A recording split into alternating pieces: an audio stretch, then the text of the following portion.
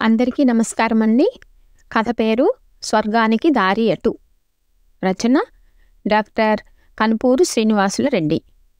చదువుతున్నది పద్మావతి. ఆ రోజు ప్రతిరోజు కూడా ఒకే ప్రశ్న, స్వర్గానికి దారి ఎటు? ఏం చేస్తే పోతాం? ఏం మతంలో చేరితే నేరుగా వెళ్ళగలం అని పదే పదే అడుగుతున్నాడు. ఎందుకో తెలియదు. బహుశా తను ఏం చెప్పాలో అర్థం కాక నవ్వుతూ, నాకు అంతగా తెలియదు, ఒక్కొక్కరికి ఒక్కో అభిప్రాయం ఉంది అనేవాడిని. కానీ వదిలేవాడు కాదు. ఇదేమిటి ఈ వింత విడ్డూరమైన విచారణ అనుకునేవాణ్ణి. మంచి చేస్తే స్వర్గానికి వెళ్తారంట. నేను మంచే చేశాను కదా. జవాబు కోసం ఎదురు చూస్తూ నన్నే గమనిస్తున్నాడు. ప్రతి ఒక్కరూ తాము చేసే పని మంచిది అని గట్టిగా సమర్థించుకుంటారు. అది తెలియనితనం, మూర్ఖత్వపు వ్యక్తిత్వం. కానీ ఇతరులకు చిన్నగా నవ్వుతూ, ఏమో అంటారు, వెళ్ళిన వాళ్ళు తిరిగి వచ్చి చెబితే కదా నమ్మాలి అన్నాను. నిజమే, కానీ కాశీలోనే చనిపోయి హరిశ్చంద్ర ఘాట్లో ఖననం చేస్తే ఎన్ని పాపాలు చేస్తున్నా తప్పక స్వర్గానికి వెళ్తారని అందరి నమ్మకం. నా నమ్మకం కూడా అదే. తీసుకెళ్తావా? కన్నీళ్లతో ప్రాధేయపూర్వకంగా నా వైపే చూస్తున్నాడు. అవునని కానీ కాదని చెప్పలేదు. చాలా ఉద్వేగానికి లోనయ్యాను. అయ్యో పాపం అని హృదయం ద్రవించింది. ముక్తి, మోక్షం ఇవి మరుజన్మ లేకుండా చేసుకోవటం కోసం, మరుజన్మ ఉండకూడదని, మానవులుగా పుట్టకూడదని. అంతటి తపోధనులు, మహిమాన్వితులు ఆధ్యాత్మికంగా జీవిస్తూ ఘోర తపస్సులు అందుకే చేశారంటారు. స్వర్గానికి వెళ్ళాలని ఎవరూ చేయలేదనుకుంటాను. నిన్నే ఎందుకు అడుగుతున్నాను అంటే, నువ్వు నా ఆత్మీయ స్నేహితుడు. మన పరిచయం 50 ఏళ్లది. స్వర్గానికి తప్పకపోవాలనే నా చివరి కోరిక తీరుస్తావనే నమ్మకంతో నిన్ను. కాసేపు అతని వైపు చూసి, ధర్మార్థ కామ మోక్షములు, కోరికలను డబ్బును ధర్మబద్ధంగా అనుభవించితే మోక్షప్రాప్తి కలుగుతుంది అంటారు అని రాని నవ్వు తెచ్చుకున్నాను. తప్పనిసరిగా బ్రతుకు కోసం కొన్ని చేయాల్సి వస్తుంది. అవన్నీ తప్పులా? ప్రాణం పోయే ముందుగా తులసి తీర్థం నోట్లో పోయించుకొని రామా రామా అంటే స్వర్గానికి వెళ్తారంట కదా. నేను సమాధానం వెంటనే చెప్పలేకపోయాను. స్వర్గం ఒకటి ఉందని నమ్మకంగా తెలియదు. ఇక్కడే స్వర్గం నరకం ఉంటాయని, అవే మన మంచి చెడులోని వివక్షత, సంఘర్షణలు అని నా ఉద్దేశం. క్రిస్టియానిటీ, జూయిష్, ముస్లిమ్స్ మతాల అభిప్రాయం స్వర్గం, హెవెన్, ప్యారడైజ్ ఉందని గట్టిగా నమ్ముతారు. మనకు నమ్మకం ఉంది. కానీ మోక్షం, స్వర్గం ఒకటేనా అని నాకు తెలియదు.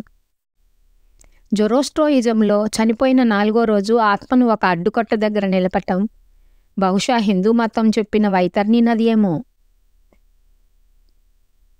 ఒకరోజు ఉంచి పాపాలేమైనా చిన్న చిన్నవి మిగిలి ఉంటే కడిగేసి, అది మంచి ఆత్మ అని నిర్ణయం జరిగిన తరువాత జగన్మోహిని వచ్చి మధుపాత్రతో స్వాగతించి పరిమళించే అద్భుత పూలవనంలో శ్రవణానందకరమైన సమ్మోహిత సంగీత నృత్యాలతో సంతోషమయమైన మందిరానికి తీసుకెళ్తుందట. నిత్య యవ్వనంతో విరాజిల్లుతూ చావు పుట్టుకలు లేని స్వర్గంలోకి ఆహ్వానిస్తారట అని ఆ మతం నమ్మకం. పోనీ ఇది అనుసరించమని చెబితే? హిందూ మతంలో మానవత్వపు విలువలతో నువ్వు మంచిగా జీవించి దేవుణ్ణి నమ్మి బతికితే, నీ ఆత్మ వైతర్ని నది దాటితే అప్పుడే స్వర్గప్రవేశం అంటారు. నువ్వు చేసే పాపపుణ్యాల మీద ఈ నదిని దాటటానికి అనుమతి ఉంటుంది. కానీ చేసిన తప్పులకు నరకంలో శిక్ష అనుభవించి తీరాలి అని విశ్వసిస్తారు. కానీ ఏ ఒక్కరూ లెక్క చెయ్యరు. డబ్బు కోసం, స్త్రీ కోసం చెయ్యని ఘోరాలు, అకృత్యాలు ఉండవు. అన్ని మానసిక, శారీరక రోగాలకి అవే కారణం. తెలియదా? తెలుసు. కానీ బుద్ధిజంలో అత్యాశ, కోరికలు నీ మరుజన్మకు కారణం. మాయకు లోబడి అహంకారంతో బతికిన వారికి నిర్వాణం ఉండదు అని చెప్పారు.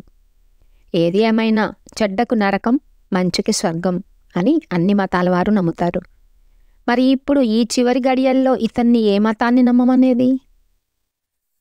ఆయన నమ్మిన ప్రకారం ఆయన నమ్మిన ప్రకారం చేసింది ఏదీ తప్పు కాదు. బతకటానికి ఎన్ని తప్పులు చేసినా తప్పు లేదు అన్నారు కొందరు. ఆకలి కోసం ఎలాంటి తప్పు చేసినా సమర్థనీయం అంటారు మరికొందరు. అయినా తప్పు అంటే ఏమిటి అని ప్రశ్నించాడు. అత్యాశ అన్ని అనర్థాలకు మూలం. వ్యక్తిత్వం చచ్చి తీరుతుంది అన్నాను. అన్ని రోజులు ఒకే విధంగా ఉంటాయా? దీనికి సమాధానం చెప్పలేకపోయాను. అరిషడ్ వర్గాలను ఎవరైతే అదుపులో ఉంచుకోగలరో వాళ్ళు ఉత్తములు అని మన భగవద్గీతలో శ్రీకృష్ణుడు చెప్పాడు.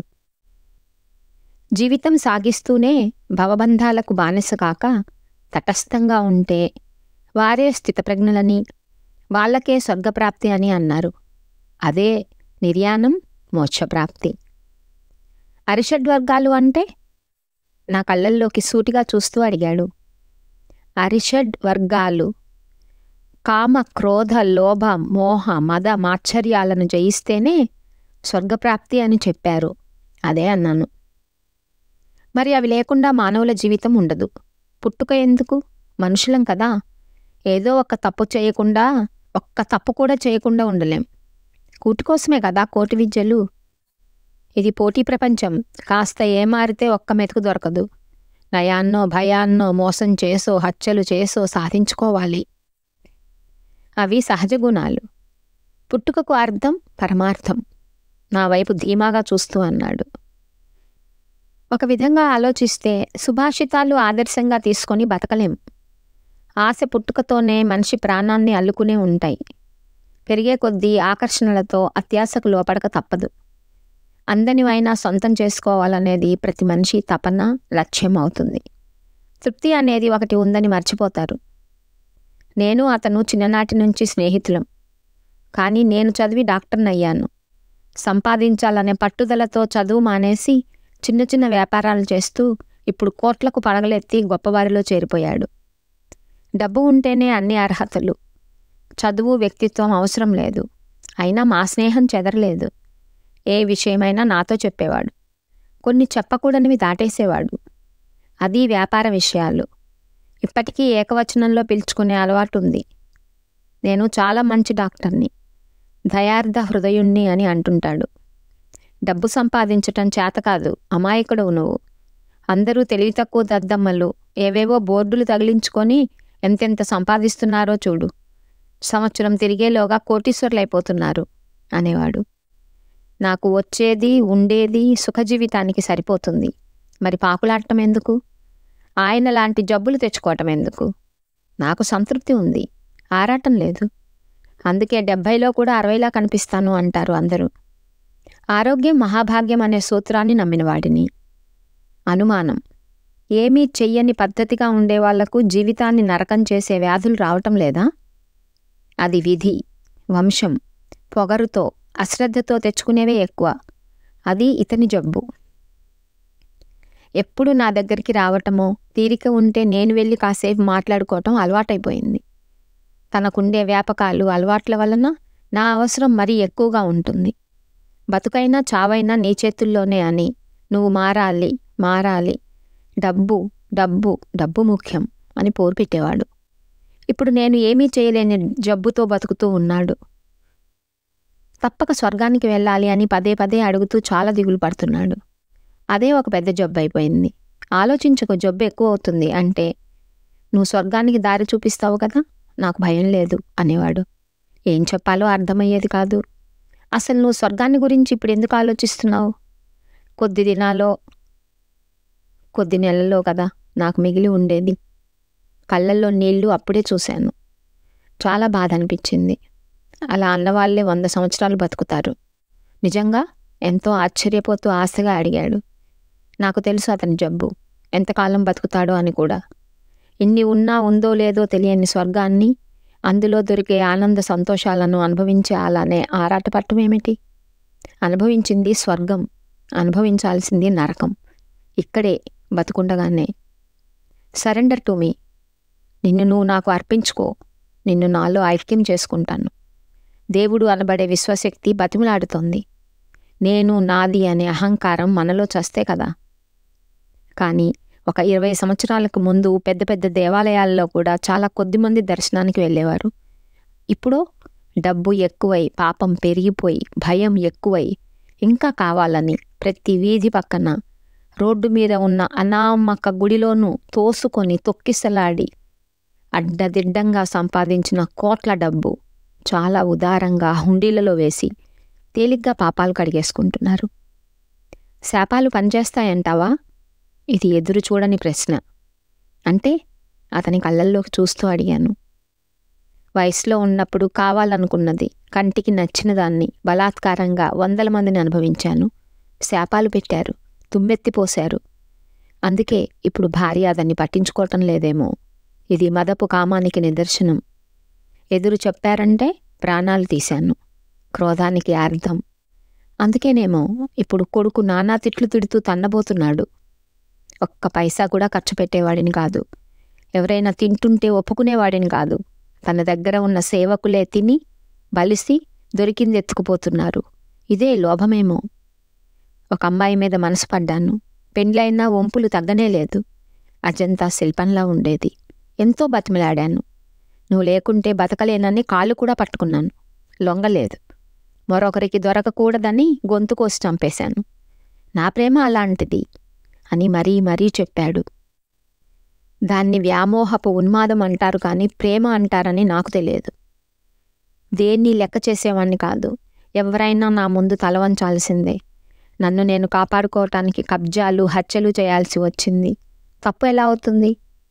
ఇది మదంతో చేసింది. మరి బతకటానికి అంటున్నాడు. అప్పుడు కోరుకున్న ఆవిడే నన్ను ప్రేమించి ఉంటే గొంతు కోయాల్సిన అవసరం వచ్చి ఉండేది కాదు. ఈరోజు ఇంత దిక్కులేని గొంతు పూడుకుపోయింది. నీకు 2 నర్సులను పెట్టి సేవలు చేయిస్తున్నారు కదా. వాళ్ళు డబ్బు కోసం చేసేవాళ్ళు, ప్రేమతో ఆప్యాయతతో చేసేవాళ్ళు కాదు. ఆ ముఖాలు చూస్తే వాంతి వస్తుంది. ముసలివి.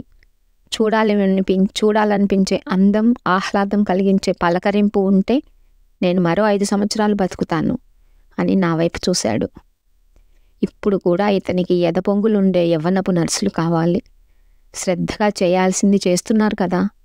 అతని కోరిక అసమంజసం అనుకోలేదు.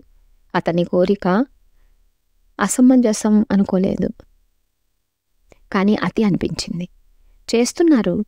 2-3 సార్లు బెల్లు కొడితే అయిష్టంగా మొహాలు మార్చుకొని వస్తున్నారు. మరి మీ ఆవిడతో చెప్పకపోయావా? నువ్వంటే చాలా ప్రేమ కదా. ఆవిడే దగ్గరుంటుందేమో. ఆవిడ నా దగ్గరుంటే ఎలా? విఐపీలను మచ్చిక చేసుకోవాలి కదా. కొడుకు చేసే వ్యాపారాలకు వాళ్ళకు సహకారం కావాలి కదా. చేసేది కత్తి మీద సాము లాంటిది. అజాగ్రత్తగా ఉంటే ఎదుటి వాళ్ళు కొట్టుకుపోతారు, కోట్లు పోతాయి. భౌతిక సుఖాల మీదనే మనసుంది. మరి స్వర్గానికి పోవాలని తపన ఎందుకో? అదే అడిగాను. అక్కడ వావి వరసలు లేని అప్సరసల పొందు, అమృతం సర్వవేళలా దొరుకుతుంది కదా. చావు అనే మాట వినిపించదు కదా. నిత్య యవ్వనంతో ఉంటాను కదా. ఏం మాట్లాడాలో అర్థం కాలేదు. అతను జన్మరాహిత్యం కోసం, మోక్షం కోసం చూడటం లేదు.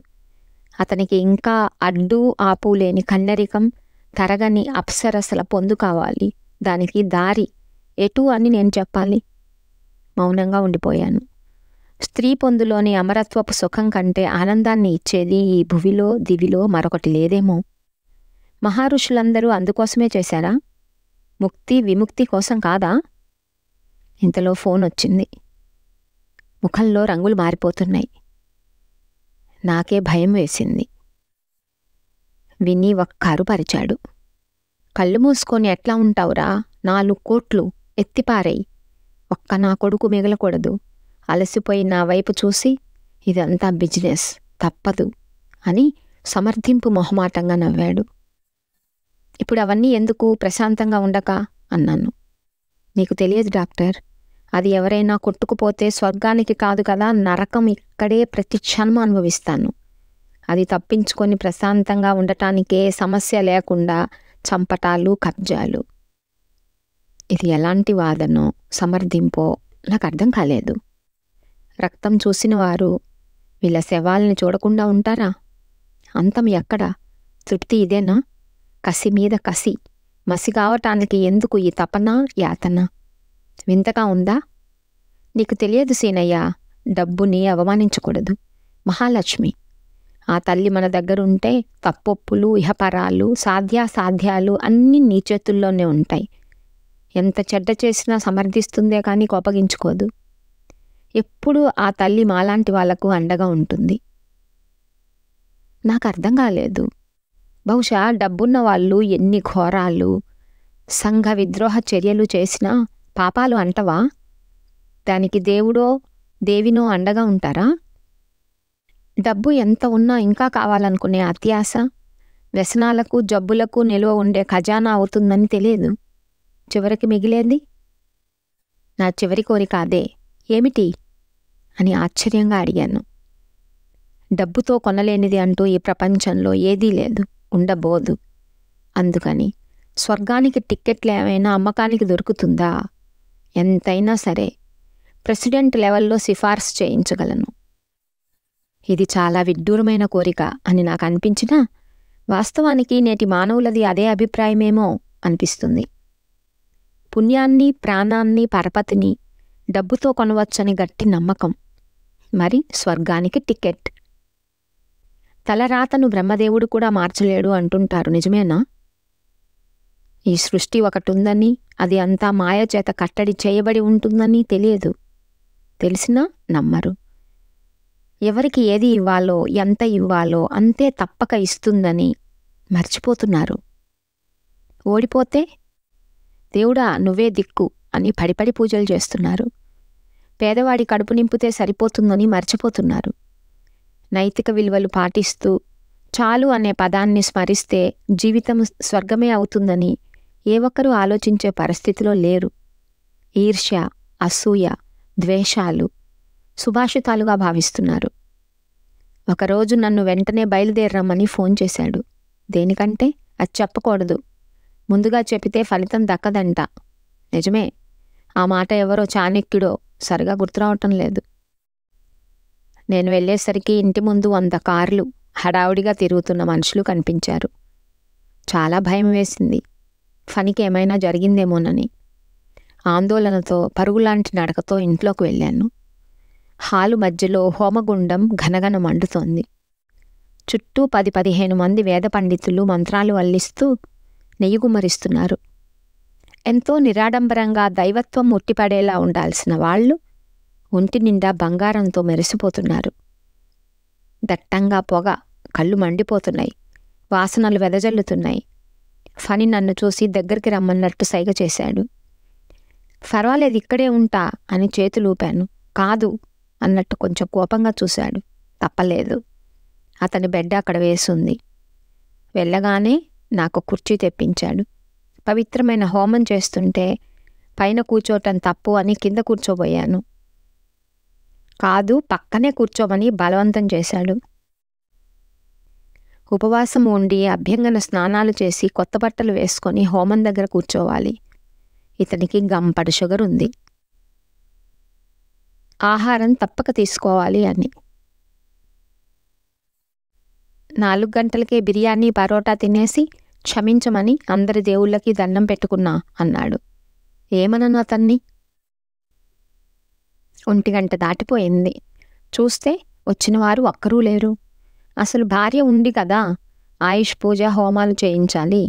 మరి ఆవిడే లేదు. ఫణి కూడా కాస్త అసహనంగా పదే పదే ఏదో ఒకటి తాగుతూనో తింటూనో ఉన్నాడు. సాయంకాలం 4 అయిపోయింది. బాగా అలసిపోయినట్టు కనిపించాడు. అప్పుడు వచ్చింది భార్య. సారీ డార్లింగ్, కొంచెం లేట్ అయింది. అంతా చాలా గొప్పగా జరిగిందని పండితులు చెప్పారు. నీకు 100 ఏళ్ళని చెప్పారు. ఫణి, పర్వాలేదులే, ఆ మినిస్టర్ కాంట్రాక్ట్ మనకే వస్తుందని అన్నాడా అని అడిగాడు. ఓ ఎస్ అంటూ లోపలికి వెళ్ళిపోయింది డ్రెస్ మార్చుకొస్తానని. ఫణి నా వైపే అదోలా చూస్తున్నాడు. నేను పక్కకు తిరిగాను. మొట్టమొదటిసారి అసహ్యం వేసింది. నిర్ణయాలు తీసుకోబోయి ఛీ, అర్భకుడు, అమాయకుడు, నా స్నేహితుడు అనుకొని మానుకున్నాను. తిరుపతి వెళ్తున్నాను, 1 వారం పట్టొచ్చు తిరిగి వచ్చేందుకు అన్నాను. ఆలోచిస్తున్నట్లు నా వైపు చూసి, వెళ్ళిరా, అక్కడ బ్యాగ్లో 5 కోట్లు ఉన్నాయి. ఎప్పటి నుంచో నేనే వెళ్ళాలి అనుకున్నాను, కానీ అనుకోకుండా ఈ జబ్బు. నువ్వైనా నేనైనా ఒక్కటే, నువ్వేం భయపడకు, నేను చావనులే. అన్ని పూజలు నిష్టగా పద్ధతిగా చేయించాం కదా అన్నాడు. అంత డబ్బు దారిలో ఎవరైనా హుండీలో వేసేందుకు అనుమతి కాదని చెప్పలేక వెనకాడుతూ చూశాను. నీకేం భయం లేదు, నా పేరు చెప్పు చాలు. కింద నుంచి పై వరకు మన మనుషులే.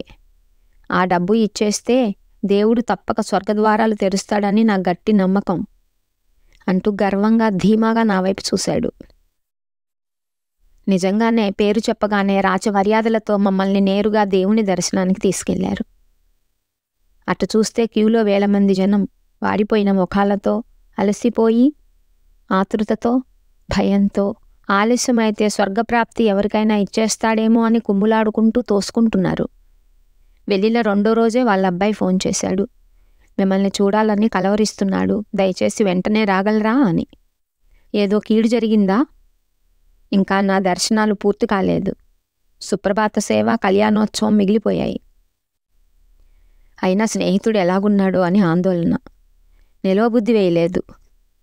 మా ఆవిడ అలిగింది. పిల్లలను ఉండి పూర్తి చేసి రమ్మని స్టేషన్కు వచ్చి తిరుమల ఎక్స్ప్రెస్ ఎక్కాను. రిజర్వేషన్ లేదు. ఎండాకాలం, ఉక్కబోసిపోతోంది. టీటీకి ముడుపు సమర్పించుకొని బెర్త్ తీసుకున్నాను. ఆ ట్రైన్ 3 గంటలు లేటుగా చేరింది విశాఖకు. నేరుగా ఫణి ఇంటికి చేరాను. వాచ్మన్ తప్ప ఎవరూ లేరు. భార్య గురించి అడిగాను. ఫోటోకు దండ కోసం వెళ్ళిందని చెప్పారు. పాపం కాశీలో చనిపోతే ఖచ్చితంగా స్వర్గానికి పోతారని గుడ్డిగా నమ్మాడు. దరిద్రం కాకపోతే ఇక్కడే చావాలా? బాధ వేసింది. ఎక్కడ ఖననం జరుగుతుంది అంటే చెప్పారు. అక్కడికి వెళ్తే ఇక్కడ కాదు అక్కడ అన్నారు. నాలో ఆతృత పెరిగిపోతుంది.